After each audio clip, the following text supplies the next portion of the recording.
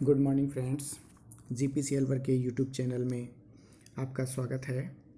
आज हम CNC machine की प्रोग्रामिंग के लिए काम में आने वाली कंप्यूटर एडेड पार्ट प्रोग्रामिंग को समझने की कोशिश करेंगे। नॉर्मली सीएनसी मशीन की प्रोग्रामिंग में अभी तक आपने प्रोग्रामिंग कोड्स के सहायता से प्रोग्रामिंग करना सीखा होगा, जिसमें जी और एम कोड काम में लेके हम प्रोग्रामिंग करते हैं। लेकिन जी और एम कोड बहुत ज़्यादा होते हैं और उनसे काफ़ी प्रोग्रामिंग मुश्किल रहती है। इसलिए कंप्यूटर एडेड पार्ट प्रोग्रामिंग की सहायता से काफ़ी सरलता से हम किसी भी मैन्युफैक्चरिंग करने के लिए, किसी भी जॉब को बनाने के लिए उसका आसानी से प्रोग्राम बना सकते हैं। कंप्यूटर असिस्टेड पार्ट प्रोग्रामिंग में मशीन में इंस्ट्रक्शन इंग्लिश के शब्दों की तरह कुछ स्टेटमेंट्स बनाए जाते हैं और उनसे प्रोग्राम बनाया जाता है।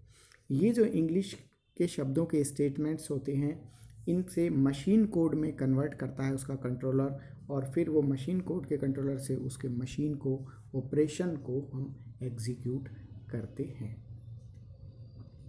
जब भी हम कंप्यूटर एडेड पार्ट प्रोग्रामिंग करते हैं तो इसमें मुख्य रूप से दो काम हम करते हैं। सबसे पहला, जो हमारे पार्ट है या जो जॉब है उसकी पूरी ज्योमेट्री को हम डिफाइन करते हैं, अर्थात उसमें कहाँ पर सीधी लाइन है, कहाँ पे तिरछा टेपर है, कहाँ पे सर्कुलर पॉइंट है, कहाँ पर ड्रिल किया हुआ है, ये सारी उसको ज्योमेट्री हम डिफाइन करते हैं। ज्योमेट्री डिफाइन करने के बाद हमें टूल को किस किस सीक्वेंस में मूव करना है, वो सारा हम टूल का पाथ, उसकी ऑपरेशन की सीक्वेंस उसमें डिसाइड करते हैं। डिफरेंट टाइप की computer aided part programming languages होती हैं। उनमें एक लैंग्वेज है ऑटोमेटिकली प्रोग्राम्ड टूलिंग, जिसे शॉर्ट में हम APT लैंग्वेज भी कहते हैं। ये एक 3 dimensional numerical control programming system की लैंग्वेज है।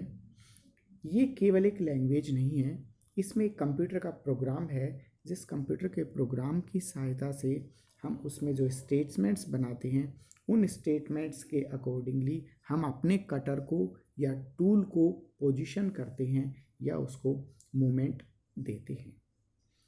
APT लैंग्वेज में मुख्य रूप से 4 तरह के स्टेटमेंट्स प्रोग्रामिंग में काम में लिए जाते हैं। ये 4 स्टेटमेंट्स में है। सबसे पहला ज्योमेट्री स्टेटमेंट। ज्योमेट्री स्टेटमेंट के अंदर, जैसे अभी अपन ने डिस्कस किया, जो हमारा जॉब है उसकी ज्योमेट्री को कंप्लीटली हम डिफाइन करते हैं। ज्योमेट्री डिफाइन करने के बाद हमारी जो सेकंड टाइप का स्टेटमेंट हम इस लैंग्वेज में काम में लेते हैं, वो मोशन कमांड्स होते हैं। मोशन कमांड्स की सहायता से हम टूल के पाथ को डिफाइन करते हैं, अर्थात टूल को किस डायरेक्शन में मूव करना है और कितना मूव करना है, ये मोशन कमांड की सहायता से हम बताते हैं। तीसरी तरह के APT लैंग्वेज में जो स्टेटमेंट काम में आते हैं वो पोस्ट प्रोसेसर स्टेटमेंट कहलाते हैं। इन पोस्ट प्रोसेसर स्टेटमेंट की सहायता से हम मशीन की स्पीड, फीड और सर्कुलर इंटरपोलेशन आदि कैपेबिलिटीज़, जो डिफरेंट कैपेबिलिटीज़ हैं, उनको इसमें डिफाइन करते हैं। और फोर्थ टाइप का स्टेटमेंट आता है ऑक्सिलरी स्टेटमेंट। ऑक्सिलरी स्टेटमेंट किसी तरह का कोई फंक्शन नहीं करता है, ये केवल कमेंट्स के लिए, प्रोग्राम का नाम बताने के लिए और इस तरह के लिए ही ये काम करते हैं। APT प्रोग्राम में जब हम प्रोग्राम बनाते हैं तो इसकी जो सीक्वेंस भी इसी तरह से रखते हैं। सबसे पहले हम उसकी पार्ट की या जॉब की ज्योमेट्री डिफाइन करते हैं, उसके बाद टूल की सेटिंग करते हैं, टूल की लोकेशन सेट करते हैं और फिर टूल का पाथ डिफाइन करते हैं। इसके बाद स्पीड और फीड और टॉलरेंसेस आदि मशीन के अंदर सेट करते हैं। APT प्रोग्राम की वोकेबलरी सिंपल, जैसे अपन ने डिस्कस किया, इंग्लिश वर्ड्स के रूप में होती है। इसमें सिंबल और नंबर, इंग्लिश वर्ड, ये तीनों चीज़ें अपन काम में लेते हैं।